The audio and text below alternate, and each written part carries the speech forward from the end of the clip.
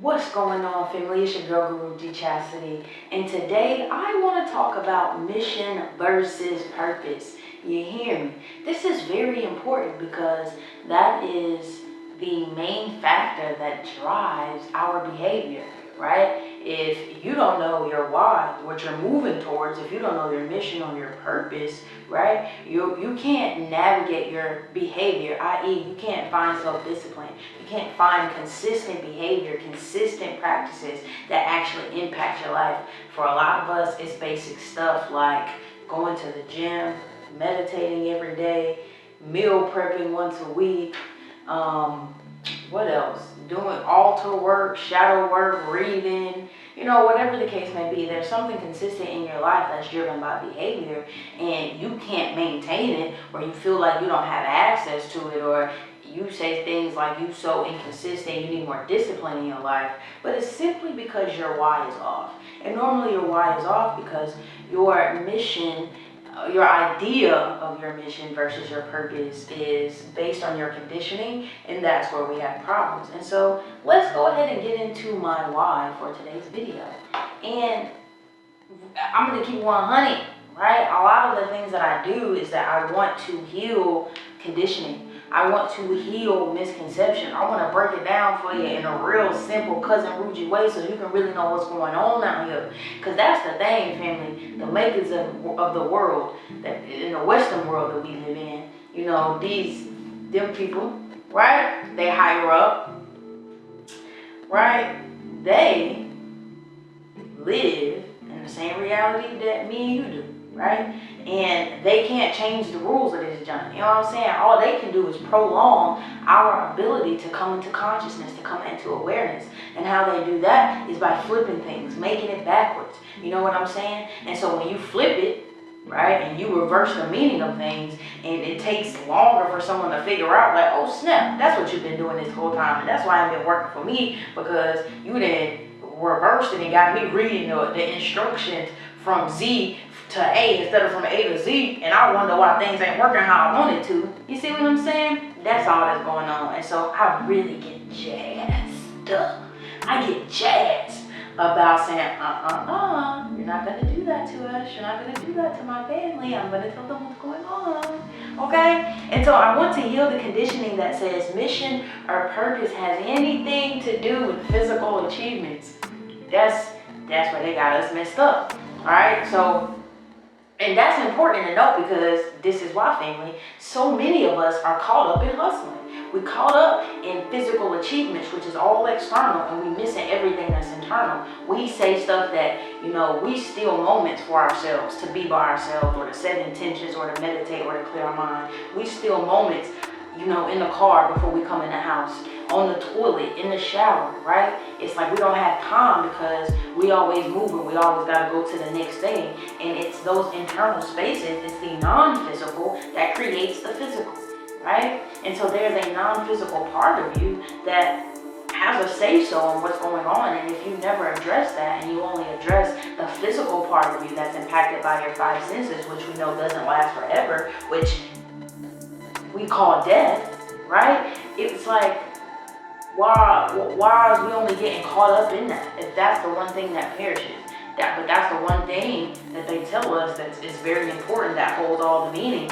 And the things that they have given us to explore our internal world has, in a worldly sense, in a very traditional sense, if we look at Christianity, for a lot of us, we have had adverse experiences. I was just talking about this with my partner, and it's like, sometimes she don't even feel comfortable using the word God, because it's like the adverse experience of it is just too much. And I've been there. In the beginning of my work, I used so many words: source, universe, cosmic energy, because I just didn't want to use the words that I had been taught to use. And it was such a big thing, And so it's like, let's just drop it. Let's get to the foundational understanding of what be going on. You feel me? So look, now that we know why we're here, let's get into the meat of it. And it's really simple, right? The simple breakdown, I feel like, heals a lot of the illusions that we may suffer. And when we heal illusions, it allows us to let go and surrender, right? Because the illusion makes us adhere to the story before us. And it's like, most times the story before us ain't the one we're supposed to be in. It's the story of doing what you think is right and not the story of following what feels good. And so because you're not following what feels good, an illusion is presented before you so you can notice that, like, hey, something is off. Not for you to get cozy in it and think, oh, okay, this is how life is supposed to be. That's not true, right? And so let's talk about mission versus purpose. Mission is of the inner child, of the non-physical, of the Christ consciousness that lives in you, which is the driver. I teach all the time. I teach it to my students, and you've heard me say it here, right? We have a vehicle of experience called this physical body. This flesh suit, okay? It's two people inside of this car that allows me to have this vehicle of experience called chastity, and the awareness of it called chastity. And the two people inside of this car, if they didn't live in this car, in order for me to have this experience, they would not get along because they are opposing energies. But it is in their space of opposition, right? Because if I'm here and I'm here, experience is the space in between my hands, right?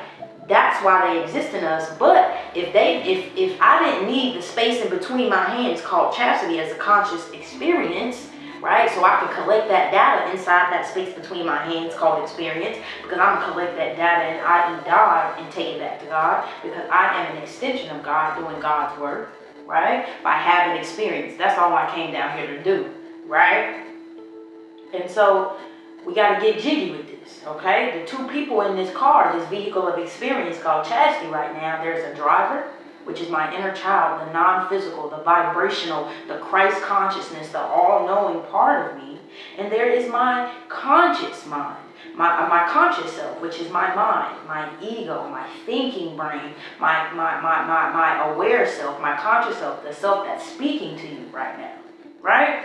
And so we need to look at how these people get down, what they got going on, so that we can have a full experience, right? Because what we know is that sinning has nothing to do necessarily with doing something wrong out in the world or towards other people, right? But you can commit ungodly acts, yes. But the true foundational understanding of the word sin is to forsake thyself, right? To withhold your infinite potential, right? To not fully express yourself. That is to sin, a lack of love, right? And so everybody has the same mission, which is to be loved. That is the mission of the vibrational, the non-physical self, the inner child, to be loved.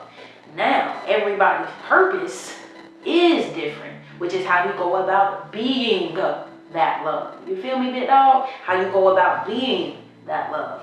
But none of it truly has to do with physical achievements. Yes, the outward expression of how you choose to be loved will come with a physical achievement, because it is a physical expression of a non-physical feeling, a non-physical existence. But the root of the experience itself did not generate first in the external, in the desire to have purpose. It did not begin there. It began with the movement to be loved, which is the one true emotion. Everything else we feel is a derivative of it, right? Because there's oneness, which is to be loved. Experience is in the separation. The only reason that we came down here is because we separated, right? And it's more traumatizing as a spiritual being having a human experience to separate, i.e. to be born. That is traumatic, which is why we forget, right? And then we come into oneness when we bring the study of thyself into this human experience, when we don't get caught up in physical achievements. And this is why this is important to break this down, because I don't know about you, family, but wow, there's great beauty and great pleasure I have had in my human experience. It is ghetto out here, and it's hard, and I don't necessarily want to do this again, okay? Let me guide some ugly, cute humans, right? Because I find humans to be precious. You just sit back, when you really get in the studies of spirituality, you just sit back and be like, go little human, go. God, I see you shining. And it's just a marvel to witness people in their own stories and their own experiences, right? But for me, beat me up, Scotty. Beat me up. Get me out of here, cuz like, I like it here, but this ain't my first preference. And so I would prefer to pay attention to the inner workings, right? To the true meaning of coming down here, which is to fully experience, right? Because here's the thing, from a non-physical standpoint, in order to do anything with the physical, you have to include the non-physical. So from a non-physical standpoint, God said, I'm at rest. And I want movement. I know everything, but I want to feel into everything I know and really put that wisdom on it, right? By feeling it. I want to make sure that this thing is a thing by really experiencing it, right? And so God made movement and said, in this particular reality, I am going to experience myself as these different perspectives, i.e. humans, right? And so I just want to go down here and just collect that, see what it's like. I just want to know my infinite potential. I just want to know all that I am and all that I am not, because I've been at rest and I'm an omnipotent, omniscient being, right? And so that's what I want to do. And so it come down here, there's people named Chastity, Mary, Patricia, Desire, Phoenix, Endo, Ari. It come down here as all of these different expressions of self to experience. And then let's look at our physical anatomy, which reinforces this spiritual concept. You got feet to move you to the next experience. You got hands to touch things, to feel. You got a mouth to taste things. You got eyes to see things. You got eyes to hear things. This is just collecting data. It's just collecting data, but the thing is, you don't get out of not coming back down here if you collecting bad data. Because if you collecting bad data and you take it back to God, they're going to say, all right, I appreciate that, big dog, and you gave me some good stuff, but going back on down there and give me something good. You got to do that again. We don't do that. That's like failing the test and your teacher being like, all right, I know you tried, but you get to go on. No, you got to retake the test. Or if you fail the class, you got to retake the class. It's not personal. It's just, it's a business. It's a process, right? It's a process, right? And so for me, I want to go do something different. I don't know. And here's the thing. Whatever the next different is going to be, it's probably going to come with challenges. Challenges aren't negative. They are just objects to help you grow. That's it, right? And so there will be challenges, I'm sure, in my next set of existence, but I just feel like I done this. And I don't want to come back. I don't want to come back. I don't want to come back. And they notice I literally have it written on my knees, save me, right? Y'all, they gonna see this. Come get me, cuz. You know what I'm saying? Like, it's that serious. It's a reminder for me and for them. When y'all see this sack, she meant it. So really, look up on her stuff. Let me really look at her.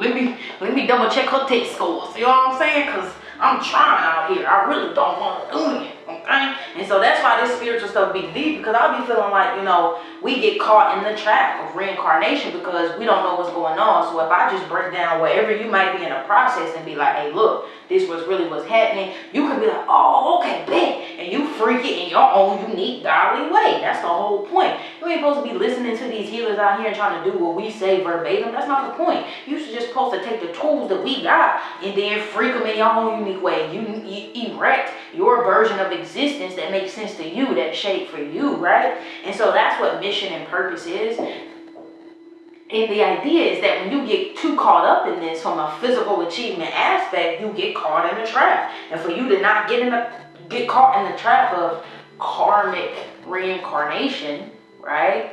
It's not necessarily a trap. That's just my perspective and how I'm explaining it. But I feel like for a lot of my audience, a lot of my students, we be struggling out here. And that's the only reason I come into their life, to teach them how not to struggle, to release the resistance, to find the path of least resistance, to evolve their sense of self, right? To get deeper into their body, because they have a knowing that there gotta be something more than this regular basic physical achievement stuff. It gotta be something else, right? I feel moved or called to do something else. What's up? You know what I'm saying? And so there is that universal call, but if you get caught up in only following purpose, because again, what did I say, family? We have been conditioned to do things backward, for the leaders are only trying to prolong our ability to come into oneness, right? And so a lot of us are really basing our life off of this idea of purpose, meaning the purpose of my life is to do this one thing, this one single solitary thing, or to break a generational curse, or to leave